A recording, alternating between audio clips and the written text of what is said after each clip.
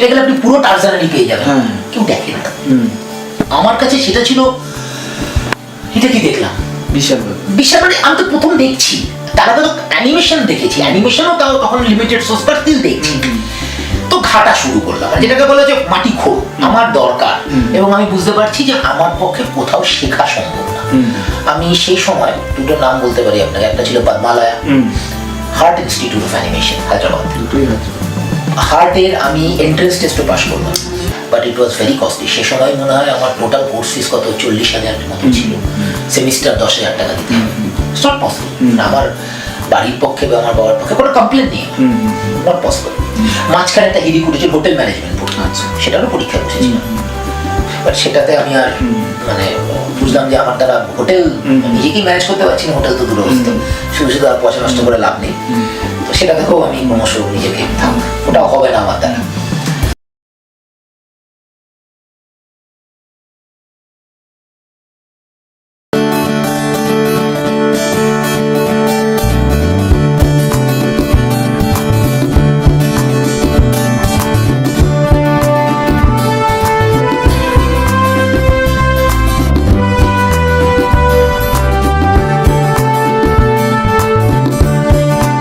নমস্কার, আজকে আমাদের আড্ডায় আমরা পেয়েছি একজন বিখ্যাত অ্যানিমেশন শিল্পীকে।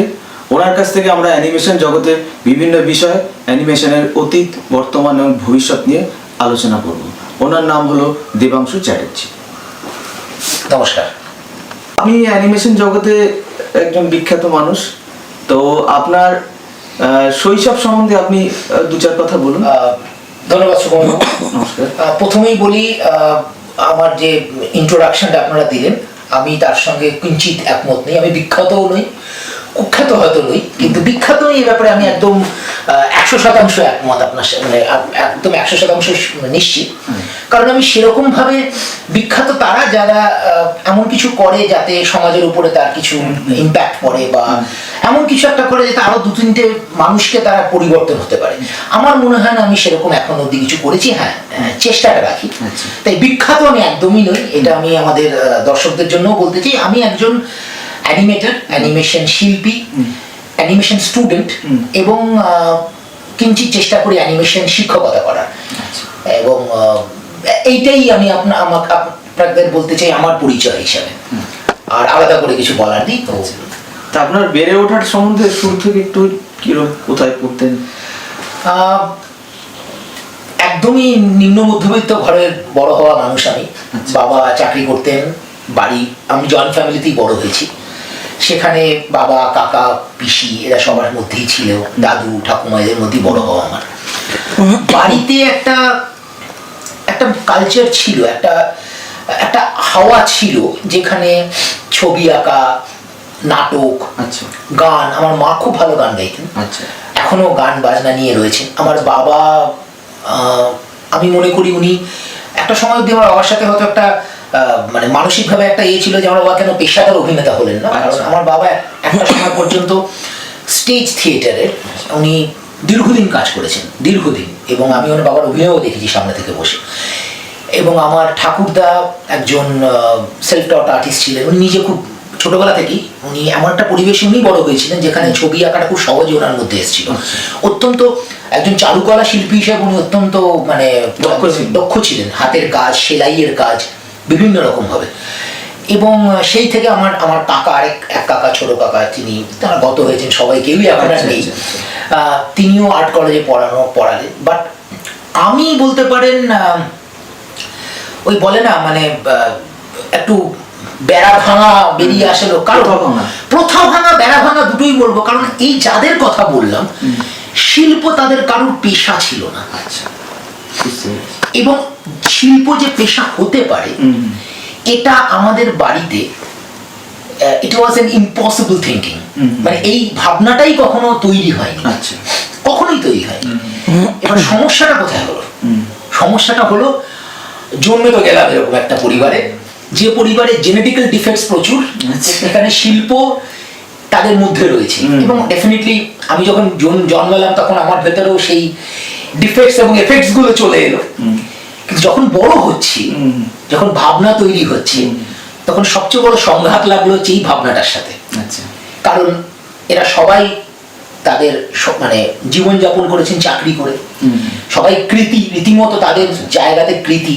আমার বাবা বলুন প্রত্যেকেই সরকারি চাকরি করেছেন, আমার পিসি লয়ার ছিলেন, আমার দুই কাকাই অত্যন্ত মানে উঁচু পদে তারা কাজ করেছেন, আমার ঠাকুরদাও ছিলেন। এবং তারা পড়াশোনা মানে আমাদের বাড়িতে পড়াশোনার একটা ভীষণ বড় চল ছিল, যে ভালো পড়তে হবে, হয় তুমি ডাক্তার হবে বা ইঞ্জিনিয়ার হবে। 8-10টা 90-এর দশকে বড় হওয়ার যে কটাই বাড়ি ছিল মধ্যবিত্ত ঘরে, প্রতিটা বাড়ির যা গল্প আমার বাড়িতেও ছোটবেলা থেকে তাই গল্প ছিল, যে তুমি যদি তোমার জীবনে ভালোভাবে চলতে চাও, তোমার একমাত্র উপায় পড়াশোনা। সেটা ঠিক, যেটার মধ্যে সত্যি ভুল নেই, কিন্তু তোমাকে নিজের অ্যাচিভমেন্ট গুলোকে একাডেমিক্সে হতে হবে, এবং অবশ্যই তোমার ডাক্তার ইঞ্জিনিয়ার হওয়া ছাড়া কোনো উপায় নেই। মানে মেইন স্ট্রিমটাই কেউ ভাবেই না। তো এইখানেই হয়ে গেল গন্ডগোলটা। আচ্ছা, এই যে গন্ডগোলটা হলো, সেই গন্ডগোলটা এখনো চলছে। আচ্ছা, মানে আমৃত্যু আমার সঙ্গে হতে গন্ডগোলটা থাকছে। এখন এই গন্ডগোলটা মানে গোড়ায় গন্ডগোল হয়ে গেল, কারণ এই একটা জায়গাতে আমি একদম মানে আমার তখন ছেড়ে দেওয়া কেটে গেছি অবস্থা। কারণ পড়তে খুব ভালো লাগে, প্রচুর পড়ি, কিন্তু কোনোটাই পড়ার বই নয়। বুঝতে পারছি। প্রচুর গল্পের বই পড়ি, আমার বাড়ি ভর্তি বই, যে যা গিফট দেয় সবাই বই দেয়, এবং মানে খাওয়ার সময় বই পড়ছি, পড়তে বসে বই পড়ছি, পড়তে খুব ভালো লাগে, দিনরাত পড়ছি, কিন্তু কোনোটাই পড়ার বই নয়। অন্যরকম বই, গল্পের বই, ছোটবেলা লীলা মজুমদার থেকে শুরু করে সত্যজিৎ রায় থেকে শুরু করে কি না সবই, মানে সেই সময় শিশু পাঠ্য থেকে শুরু করে, এবং ক্রমশ যখন কৈশোর জীবনে এলাম, যখন আমাদের তারুণ্য, যখন প্রথম হাতে পড়লো সুনীল, বুদ্ধবাবু, বুদ্ধদেব, তারপরে শীর্ষেন্দু, সে তো গিলে খেয়ে ফেলে আমাকে। আচ্ছা আচ্ছা। তো বুঝতেই পারছেন পড়াশোনাটা তো হয় না, অত সহজ নয় বিষয়টা, তবুও পড়তাম। আর একটা আমি রামকৃষ্ণ মিশনের ছাত্র ছিলাম, ব্যারাকপুর রামকৃষ্ণ মিশন। তো সেটা আমি এখনো মনে করি যে স্কুলিং একটা ভীষণ বড় আমাকে সাহায্য করেছে, নট অনলি পরীক্ষার জায়গা থেকে, নানা বিষয় সেটা আমাকে সাহায্য করেছে। বাট যে অ্যাচিভমেন্ট আমার পরিবার আমাকে নিয়ে ভেবেছিল, সেটার সঙ্গে আমি কোনোদিনই অ্যালাইন করতে পারিনি। এমন যে খুব সচেতন, মানে আমি খুব রেবেলিয়াস কোনোদিনই ছিলাম যে না করবো না। আমি খুব একটা রেবেল মনে হয় না, আমি এখনো নই, হয়তো কিছুটা আমার নিজের রাস্তায় চলি, কিন্তু তখন তো ওই সময়টা একদমই ছিলাম না। কিন্তু আমি বুঝতে পারতাম যে আমি পারছি না, যেটা করতে চাইছি সেটা হচ্ছে না, যেটা করছি সেটাতে আমি একদম সফল নই। আচ্ছা, পড়াশোনাতে আমি সফল নই, নাম্বার আসছে না, স্কুল থেকে কমপ্লেন আসছে, আর কি করবো সেটা বুঝতে পারছি না, কারণ আমার কাছে কোনো গাইডেন্স নেই, কোনো রাস্তা নেই। আমি কি ছবি আঁকা নিয়ে থাকবো? ছবি আঁকতাম, কেউ বলতে পারি।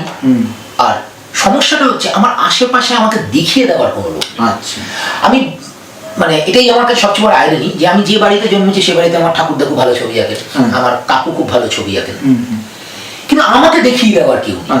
তার কারণ হচ্ছে ওই একটা ডিফারেন্স তৈরি হয়ে গেল, যে এ কি করবে, পড়াশোনা কর, এই কর, অথচ আমি পড়তে বসে খাতার উপরে ছবি আঁকছি। তো কি করব?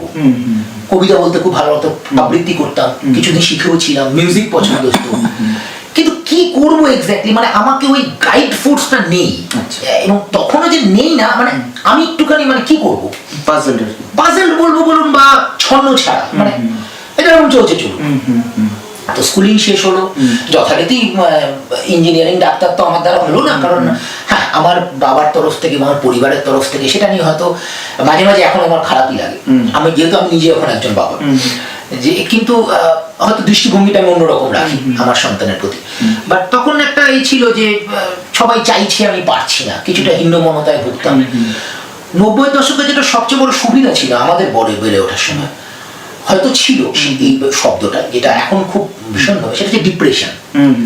আমাদের সময় ডিপ্রেশনের কোনো জায়গা হতো, তার কারণ এত কিছু ছিল চারপাশে, বন্ধুদের সঙ্গে আড্ডা ছিল, মাঠে খেলা ছিল, সাইকেল নিয়ে বেরিয়ে যাওয়া ছিল, সন্ধ্যে 7টার পর কলেজে কখন ডানা গজিয়েছে, কলেজে এই বেলগুড়িয়া ফ্লাইওভারের উপরে আমাদের 10-15 জনের একটা আড্ডা বসতো সারা রাত, রাত্রি 10টা-11টা। তো ডিপ্রেশনের ব্যাপারটা মানে বাড়িতে গালাগাল খাচ্ছি, এর চড় থাপ্পড় খাচ্ছি, বাবা পেটাচ্ছে, কি স্কুলে পরীক্ষা হচ্ছে না, মানে সেটা নিয়ে যে খুব একটা হ্যাঙে থাকা, ওটা খুব একটা আমাদের জীবনে ছিল না।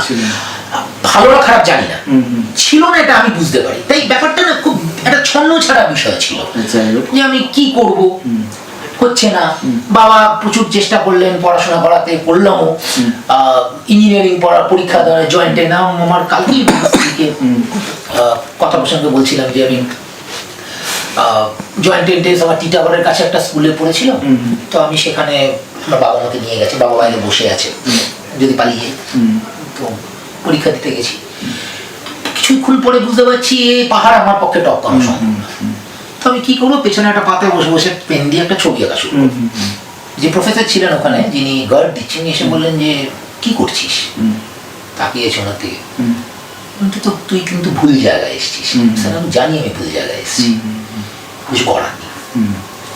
কাট্টু আমি একটু এই কনটেক্সটে বলে দিচ্ছি আপনাকে, প্রায় কোভিডের পর আমি যে কলেজের সঙ্গে তখন যুক্ত ছিলাম আমরা, আমি চাকরি সূত্রে বিভিন্ন কলেজে আমাদেরকে এডুকেশন সাপোর্ট দিতে, অ্যানিমেশন এডুকেশনের, তো সেখানে আমাদের একটা ইনভিজিলেশন ডিউটি পড়েছে। তো এবং বেশ বিখ্যাত বেসরকারি কলেজ, এবং ওখানে বেশ সফল পরিবারের ছেলেমেয়েরা আসে। আমাদের সময়কার কলেজ নয় এটা, আপনারা জানেন আজকের দিনে বেসরকারি কলেজের পরিবেশ এরকম। তো আমি সেখানে গার্ড দিচ্ছি, একটি নর্থ ইস্টের ছেলে, আমার এখনো মনে আছে। সে ঠিক পরীক্ষার খাতায় লিখছে, এবং সাবজেক্ট অ্যানিমেশন নয়, একটু অন্য ধরনের সাবজেক্ট, কোনো একটা আলাদা সাবজেক্টের বিষয়ে আমি গেছি না। ইয়েস, অ্যানিমেশনেরই পেপার ছিল, ভিজুয়ালাইজেশনের উপরে পেপারটা ছিল। এবং সেই ছেলেটি ওই খাতার উপরে তার বিভিন্ন ছবি আঁকা চলছে। আমি ওর সামনে গিয়ে দাঁড়িয়েছি, বিকজ ওখানে ইংরেজিতেই কথাটা হয়। তাকিয়েছে আমার মুখের দিকে। বিশ্বাস করুন, আমি না একদম ওই একটা স্ন্যাপশটে ফ্ল্যাশব্যাকে পৌঁছে গেছিলাম। আমি জাস্ট বললাম, I think you are in the wrong place. এবং আমার বলতে হয়তো এখন অদ্ভুত লাগছে, he gave me the same answer, I know sir. তো কোথাও না কোথাও মনে হয় নিজেকে খুঁজে পাওয়া যায় এই ছোট ছোট ঘটনার মাধ্যমে। তো এইভাবেই শৈশব বেড়ে ওঠা, এর মাধ্যমেই বিভিন্ন, তবে না অনেক কিছু করতাম। আমাদের ছোটবেলা বা আমার ছোটবেলাটার মধ্যে আমি অনেক কিছু সঙ্গে কাজ, কখনো ছবি আঁকছি, কখনো এটা করছি, কখনো থিয়েটারের সঙ্গে যুক্ত করছি, টুকটাক অভিনয় করছি, খেলাধুলার মধ্যে প্রচুর যুক্ত ছিলাম, এরকম নানা বিষয়ের মধ্যে ছিলাম। তা ওই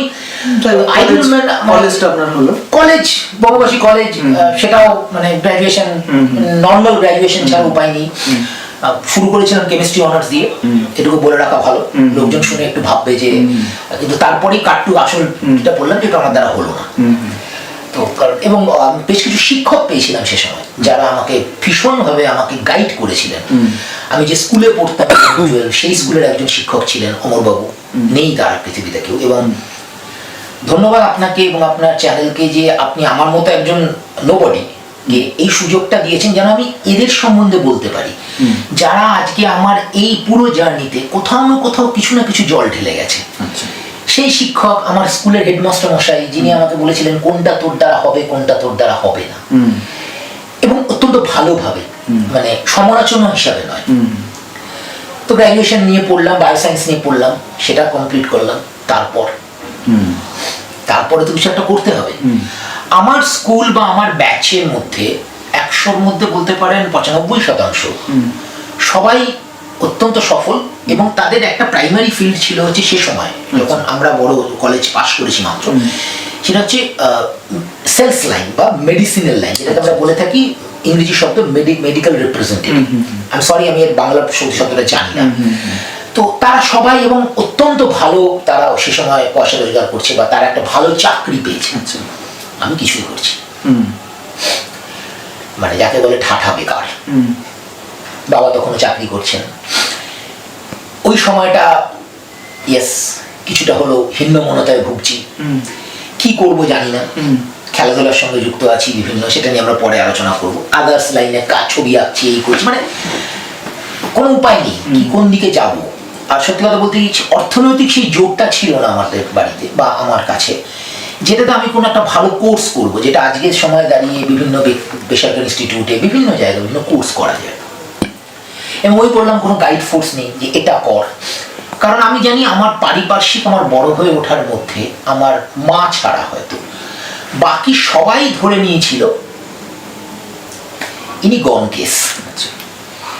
মানে সত্যি তো কোনো উপায় নেই, আর কি করব আমরা জানি না, হয়তো আলটিমেটলি কোনো একটা প্রাইভেট কোম্পানিতে চাকরি করবো, তো এই করবো। তো এইসব গল্প করতে করতে আমার এক বন্ধু আমাকে এসে বললো যে তুই ছবি আঁকিস, তুই এরকম একটা সাবজেক্ট আছে অ্যানিমেশন, আচ্ছা সেখানে ভর্তি খুশি, কম্পিউটার ওরিয়েন্টেড। এটা জানতাম যে আর তখন কম্পিউটার আসছে, পেন্টিয়াম 4 এর সময় তখন কম্পিউটার আসছে।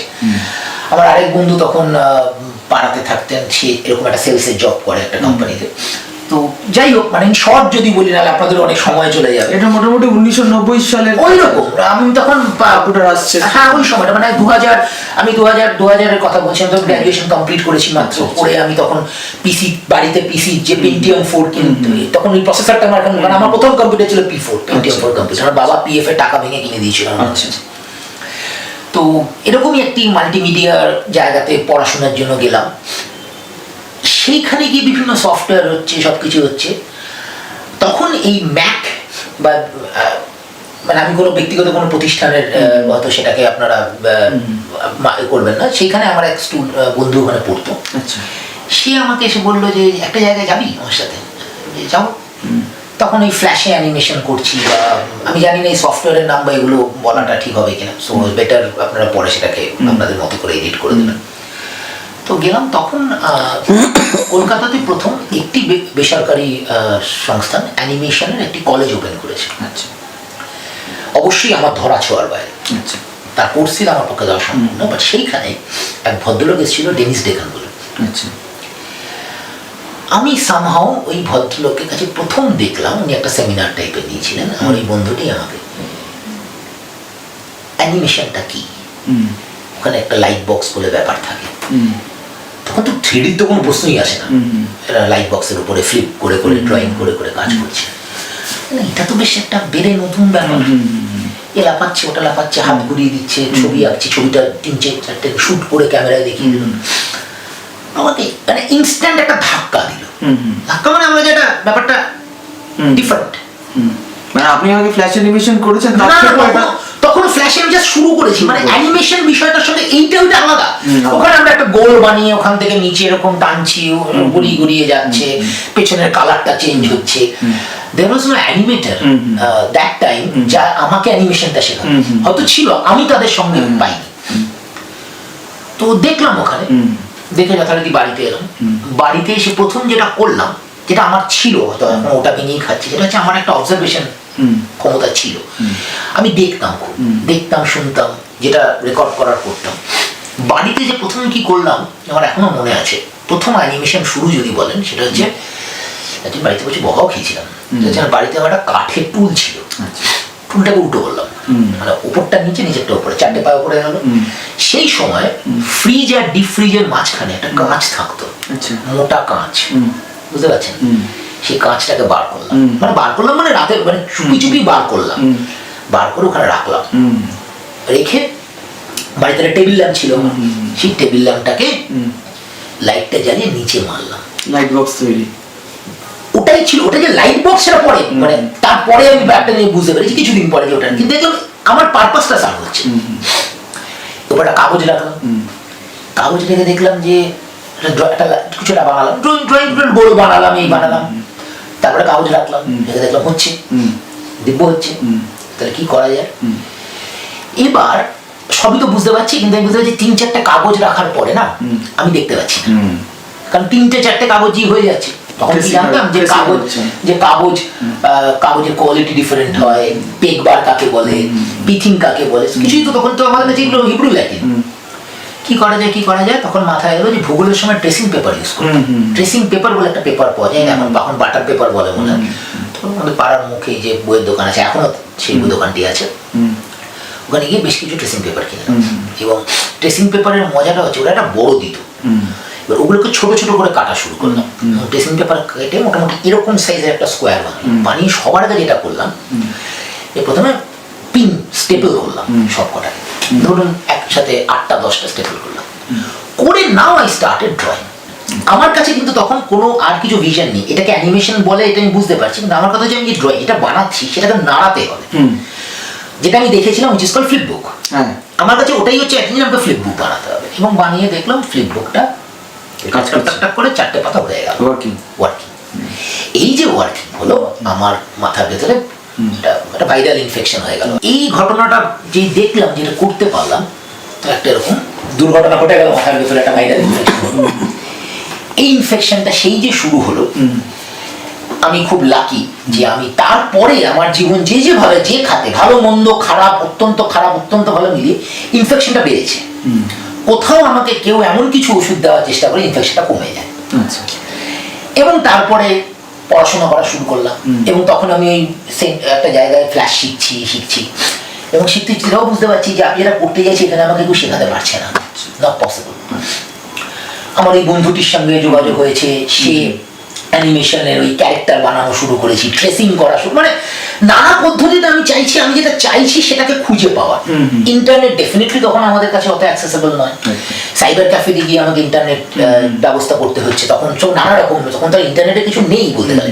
স্টিল গুগলে গিয়ে দেখা পুরনো কিছু। আজকে মানে আমার এখনো মনে পড়ে, আমি সেই সময় তখন টারজান রিলিজ করে গেছে জর্নালিস্টারে, সেই সময় যখন ডিজনি টারজানের মেকিং আমরা মানে একটা দুটো মেকিং হয়তো কোথাও থেকে কেউ জোগাড় করে পেয়েছি, নেটে কোথাও পেলাম যে টারজানের এই ফ্লোটা, এখন নেটে গেলে আপনি পুরো টারজানেরই পেয়ে যাবেন, কেউ দেখেন না।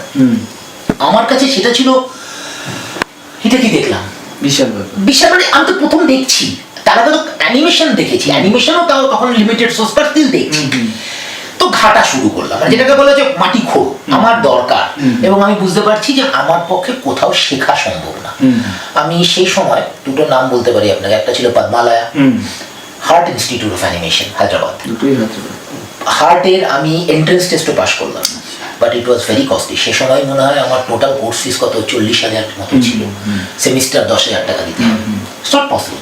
আমার বাড়ির পক্ষে বা আমার বাবার পক্ষে কোনো কমপ্লেন নেই, নট পসিবল।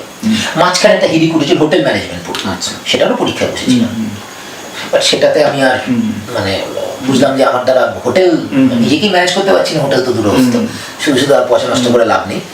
তো সেটা থেকেও আমি ক্রমশ নিজেকে ওটাও হবে না আমার দ্বারা।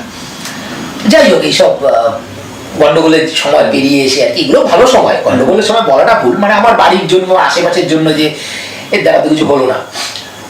আমিও খুব একটা তখন একটা ওই যা হয় একটা ওই বয়সটাতে যা হয় একটা ডিস্টেন্স তৈরি হচ্ছে, আমি আমার মতো করে চলছি, পাশে ছিল।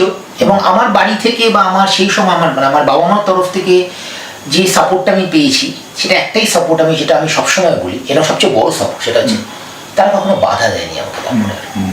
তারা আমি এটুকু বুঝতে পেরেছিলাম যে তাদের পক্ষে হয়তো আমাকে সাহায্য করা সম্ভব হচ্ছে না, কারণ তাদের নিজেদের লড়াই ছিল, প্রচুর লড়াই। জয়েন্ট ফ্যামিলিতে বড় হওয়ার একটা নিজস্ব লড়াই থাকে, সেখানে আমি কি করেছি, আমার ছেলে কি করেছে বা ছেলে কি করছে, এটা একটা বড় লড়াই। তো আজকে বুঝি যে এই লড়াইটা যে শুধু আমি একা লড়েছি তা নয়, হয়তো তারাও লড়েছে আমার সাথে, তাদের পরিমণ্ডলে লড়েছে, যেটা হয়তো আমি মানিয়ে নিতে পারিনি, বা আমি হয়তো তখন ওই রক্তের জোরে আরে ঠিক আছে আমি দেখে নেবো, পাশে থেকে বেপাত্তা করেছি।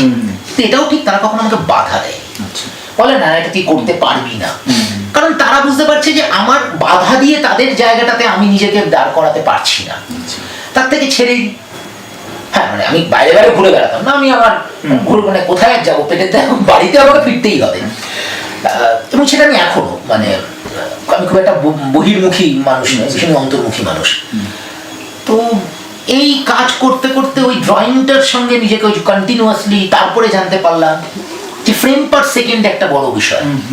একটু টেকনিক্যাল আসছি, আশা করবো দর্শকদের বুঝতে সুবিধা হবে যারা আমার সঙ্গে এই কাজের সঙ্গে যুক্ত। শুধু ছবি আঁকলেই হলো না, আমি যদি 12টা ছবি আঁকি তাহলে সেই সময় দাঁড়িয়ে আমি 1 সেকেন্ডের একটা অ্যানিমেশনের মুভমেন্ট পাবো। এটা প্রথম জানতে পারলাম। এটা কোথা থেকে জানতে পারলাম? তখন তো আমাকে জানানোর কেউ নেই, তখন ফ্ল্যাশটা শিখছি, টাইম লাইন শিখছি, সেখানে আমি এটা জানলাম। তো বাড়িতে আসলাম, এসে আবার ওই আমার তখন ওই টুল, তখন বাড়িতে বুঝে গেছে যে এই কাঁচটা আর ফেরত যাবে না, বাড়িতে অন্য একটা কাঁচ এসে গেছে ফ্রিজের ভেতরে, এই কাঁচটার দায়িত্ব আমি নিয়ে নিয়েছি। টুলটার বদলে একটা জল চৌকি এসেছে, যাতে খাটে বসে আমি লাইটটাকে একটু ব্রাইট আপ করতে পারি। কখনো ট্রেসিং পেপার, কখনো সাদা কাগজ, প্যাড নিয়ে, ছোট ছোট প্যাড নিয়ে, প্রচুর ছোট ছোট প্যাড ইউজ হয়েছে, প্যাড নিয়ে তার ভেতরে আমি আমার মুরগি ডাকছে সকালবেলা, এইসব হচ্ছে। তো এইসব নানা কারিকুরি চলছে, এবং তখন আমার মাথায় আসছে যে আমাকে 12টা ছবি আঁকতে। তো 12টা ছবি আঁকলাম। তো তখন আমি যেখানে ওই সব ফ্ল্যাশ এগুলো শিখছি, ফটোশপ, ফ্ল্যাশ, এইসব এডিটিং, প্রিমিয়ার এইসব শিখছি, সেখানে প্রথম স্ক্যানার এলো, স্ক্যান করা তখন শুরু হয়েছে। আমার মাথায় একটা সুযোগ পেয়েছি, কারণ এতক্ষণ তো যা করছি সব তো আমি হাতে ড্রয়িং আমাদের, কারণ আমি তো দেখেছি ওখানে যে ওরা একটা ক্যামেরা দিয়ে ছবি তুললো, ছবি তুললে সেটাকে আসলো, তারপরে কিছু একটা করলো, ভিডিও হয়ে গেল, সেটা চালানো শুরু করলো। That was line testing machine actually, যেটা অটোমেটিক্যালি আপনাকে এপিআইতে আউটপুট দিত সে সময়। পরে আমি সেটা পেয়েছি বহু পরে, ব্যাঙ্গালোরে গিয়ে যখন প্রথম শুরু করলাম কাজ, দিনরাত পড়ে থাকতাম শুধু ওইটার লোভে যে লাইন টেস্টিং মেশিনটা আমি ইউজ করতে পারছি। বাট এনিওয়ে সেটা অন্য গল্প। তো এই ড্রয়িংগুলোকে নিয়ে একদিন আমি যেখানে গেলাম সেখানে গেলাম, গিয়ে স্ক্যান করা শুরু করলাম। প্রথম স্ক্যান করলাম, স্ক্যান করে কি করব, নেক্সট করলাম, সব কটা ছবি এসে গেছে, সে তেরা দেখা হোক যাই হোক এসছে। ওইখানে আমাদের একজন ফ্যাকাল্টি ছিলেন, নাম বলবো তার নাম ছিল অয়ন দত্ত। আচ্ছা, ভদ্রলোক একজন অত্যন্ত কৃতি সফটওয়্যার ইঞ্জিনিয়ার, বাট একটি দুর্ঘটনাতে ওনার একটা শারীরিক সমস্যা হয় এবং ওনার বাড়ির কাছেই ছিল, উনি ওখানে এই সফটওয়্যারগুলো শেখাতেন। ওই একটি মানুষ যে আমাকে এই পার্সুয়েনে একটা ভীষণভাবে, শুধু আমি নয়, আমার ওই সময় যে কজন ছিলাম আমরা ওই একসাথে বন্ধু বান্ধবদের মধ্যে, তারা এখনো একই পেশাতে রয়েছে, বাইরে আমরা এই পেশার সঙ্গে যুক্ত সবাই। তো উনি আমাকে প্রচুর মানে, উনি কখনো মানে এনকারেজ করতেন, উনি তো নিজে জানতেন না, ওনার টেকনিক্যাল নলেজটা ছিল, সফটওয়্যার এবিলিটিটা ছিল। উনি প্রথম বলে ছবিগুলো কি করে আমি ফ্ল্যাশে ইম্পোর্ট করব। যেই সেটা করলাম না, আমার কাছে আমি তো একদম মানে হাতে চান পুরো একেবারে লট লাইভ হয়ে গেছি তখন। মানে যা করেছি তাই তো স্যাট দেখতে পাচ্ছি, এই তো মুরগিটা উঠলো, এই ছেলেটা বল থ্রো করলো। ততক্ষণে আমার আরেক বন্ধু, সে আরেকটি বেসরকারি প্রতিষ্ঠানে সে 3D নিয়ে পড়া শুরু করেছে, যেটা সেই সময়কার খুব নাম করা ছিল। সেইখানে গিয়ে প্রথম সেই ছেলেটি পেল হচ্ছে একটি বই, এই বইটার নাম আমি বলবো, যে বইটা এখনো প্রচুর কাজে লাগে, কেউ পড়ে না আজকের সময় দাঁড়িয়ে, যারা শিখছে তারা পড়ে না। ওই বইটি না থাকলে আমি অ্যানিমেশন শিখতে পারতাম না। সেই বইটির নাম হচ্ছে রিচার্ড উইলিয়ামসের অ্যানিমেটেড সার্ভাইভাল কিট। বইটি এখন আমার কাছে আছে। সে সময় বইটি, তখন এই সব বই ওই ইনস্টিটিউটেই বইটি ছিল। ওই ইনস্টিটিউটের ঠিক নিচে একটা জেরক্সের দোকান ছিল। পিরিয়ডিক্যালি ওখানে দাঁড়িয়ে থেকে ওই বইটাকে আমি জেরক্স করাই। এখন বইটি ওর ইনস্টিটিউটে, ও তো কাউকে বাড়িতে নিয়ে আসতে পারবে না, তো কি করতো, মাঝে মাঝে বইটাকে নিয়ে নিচে নামিয়ে আনতো, জেরক্স করাতো, কয়েকটা কথা জেরক্স হতো, আবার বইটাকে উপরে গিয়ে চলে যেত, আবার নিচে নিয়ে আসতো। এরকম পিরিয়ডিক্যালি সময় নিয়ে নিয়ে আমরা ওই জেরক্সটাই কিন্তু আমার কাছে এখনো আছে। এবং ওই বইটা আমাকে সেই সময়, তখন তো হাত রাখছি, আমার কাছে তো কোনো শিক্ষা নেই, যেটা আমি আজকের দিনে দাঁড়িয়ে আমার ছাত্রদেরকে বলি, ছাত্রছাত্রীদেরকে বলি যে ঠিক আছে, ট্যালেন্ট শব্দটাতে আমি সে সময় এখন অনেকে বলে তো ট্যালেন্ট ছিল, বা তুই বাড়িতে একটা পারিবারিক ব্যাপার থাকে যে পরিবারে তো এই ব্যাপারটা ছিল। আমি না খুব মানে একটু বিরক্তই হই, কারণ talent is a very very overrated word.